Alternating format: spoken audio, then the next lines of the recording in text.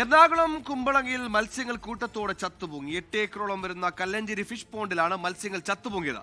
സാമൂഹിക വിരുദ്ധർ വിഷം കലർത്തിയതാണ് മീനുകൾ ചത്തുപൊങ്ങാൻ കാരണമെന്ന് മത്സ്യത്തൊഴിലാളികൾ ആരോപിക്കുന്നു.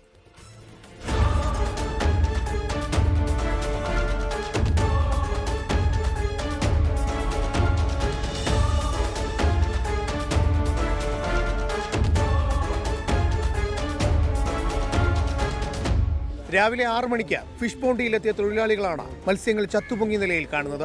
കരിമീൻ, കാളാഞ്ചി, കൂരി, കണമ്പ്, കരച്ചമീൻ, തിരുത തുടങ്ങി ലക്ഷക്കണക്കിന് മത്സ്യങ്ങളാണ് ചത്തത്. സാമൂഹ്യ വിരുദ്ധർ കുളത്തിൽ വിഷം കലർത്തിയെന്ന് തൊഴിലാളികൾ. ഒരുപാട് മത്സ്യങ്ങളാണ് ഇപ്പോൾ ചത്തുപൊങ്ങി കിടക്കുന്നത്. രാവിലെ ഞാൻ വരുമ്പോൾ കണ്ട കാഴ്ച വളരെ ദയനീയമായിരുന്നു. ഇങ്ങനെ ഒരിക്കലും ഒരു മനുഷ്യന്മാർക്ക് ചെയ്യാൻ പറ്റാത്ത ഒരു സാഹചര്യത്തിൽ ഇത് കണ്ടുപോകുന്നത്.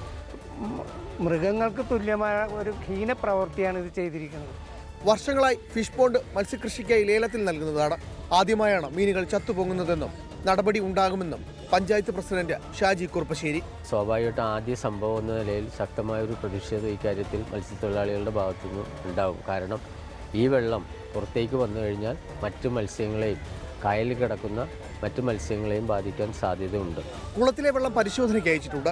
ലക്ഷങ്ങളുടെ നഷ്ടമാണ് മത്സ്യത്തൊഴിലാളികൾക്കുണ്ടായിരിക്കുന്നത്. 24 കൊച്ചി. ലോകത്തെവിടെയായാലും ഏത് സമയത്തും 24 വാർത്തകളും ഓഗ്മെന്റഡ് റിയാലിറ്റി പാക്കേജുകളും എക്സ്പ്ലെയിനറുകളും വിശദമായി കാണാൻ ഞങ്ങളുടെ യൂട്യൂബ് ചാനൽ നിങ്ങൾക്ക് സബ്സ്ക്രൈബ് ചെയ്യാം.